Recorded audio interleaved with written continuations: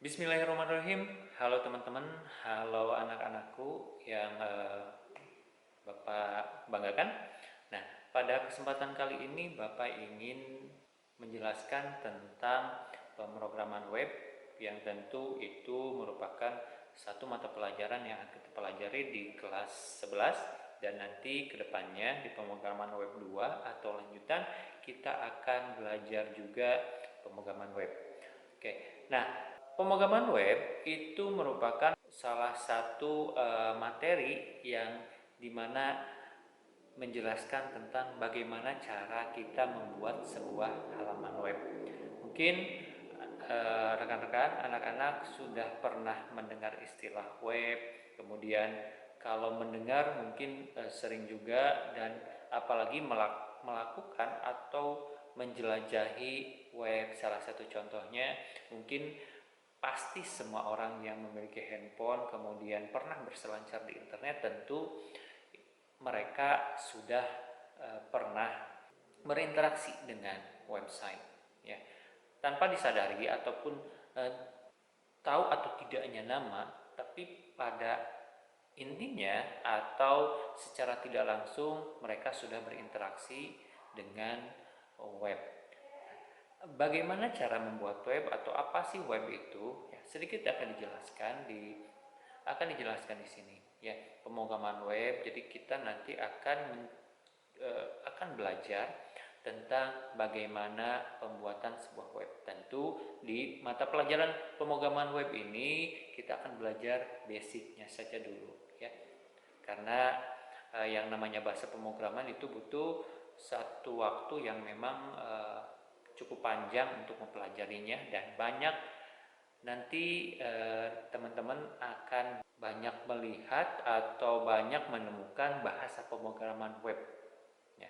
Nah, yang akan kita pelajari untuk sekarang adalah HTML karena itu merupakan fondasi di mana ketika kita ingin mengelola sebuah halaman web, ketika kita ingin membuat proyek website, tentu dasarnya tersebut itu kita harus pahami. Oke. Nah, kalau sebelumnya kita sudah pernah belajar yang namanya pemrograman dasar, nah di kelas 11 ini kita akan belajar pemrograman web. Kalau pemrograman dasar, kita mempelajari dasar-dasar logika dari membuat sebuah program itu seperti apa. Ada yang disebut mungkin teman-teman ataupun adik-adik, ada yang pernah mengenal dengan yang namanya algoritma, kemudian ada mengenal dasar-dasar yang lain, flowchart dan lain sebagainya. Nah, itu merupakan alur atau proses yang harus kita jalani sebelum kita membuat sebuah program, terutama yang akan kita buat di sini adalah program web atau website. Nah, di pertemuan kali ini Bapak ingin menjelaskan tentang profesi di bidang teknologi informasi. Jadi sebelum kita nanti bergerak ke elemen pemrograman webnya, yaitu HTML, nah Bapak akan menjelaskan terlebih dahulu profesi-profesi apa saja sih yang ada di teknologi informasi. Ada beberapa pekerjaan yang ada di dalam bidang teknologi informasi ini. Oke, itu dibagi menjadi beberapa kelompok.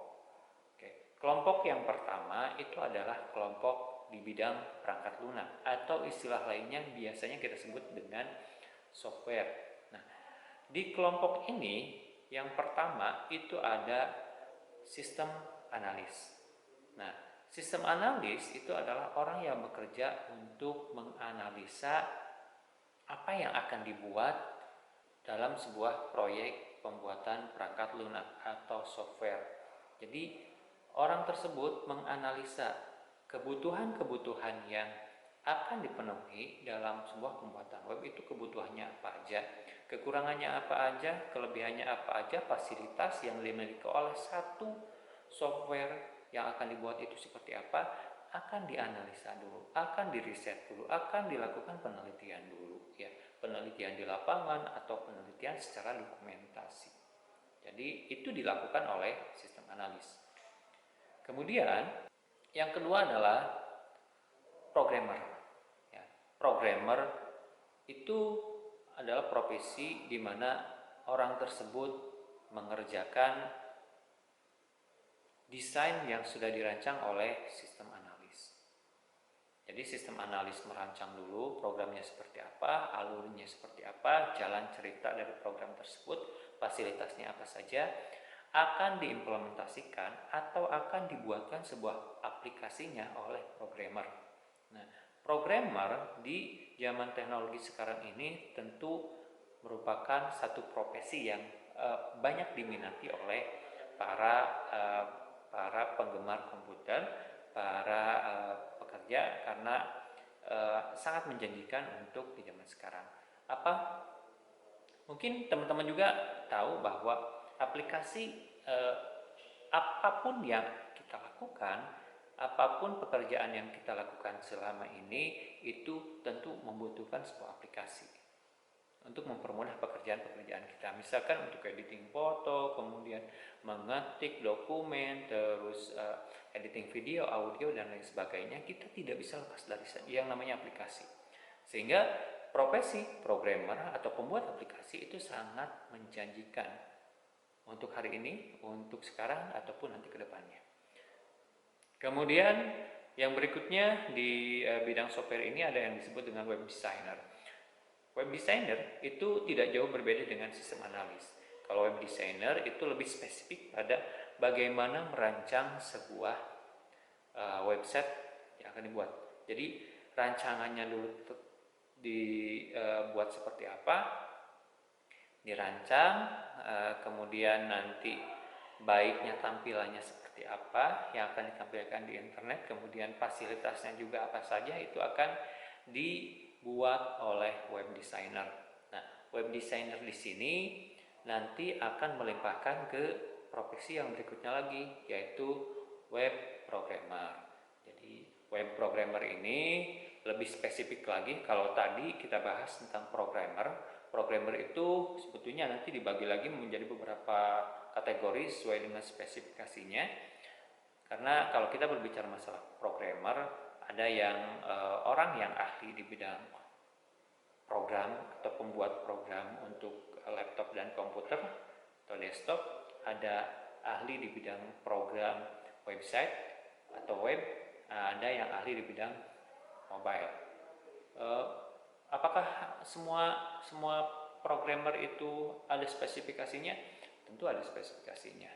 Mungkin jarang juga seseorang programmer itu menguasai seluruh bahasa pemrograman, tapi mereka lebih spesifik ingin mengembangkan sebuah program berbasis apa? Apakah berbasis desktop, apakah berbasis mobile, atau berbasis web.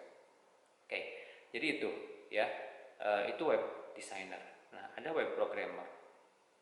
Web programmer itu tentu akan menerima rancangan dari web designer ke dia, sehingga dia akan mengimplementasikan rancangan-rancangan yang sudah dibuat oleh web designer, sehingga dibuatlah sebuah program atau sistem aplikasi berbasis website.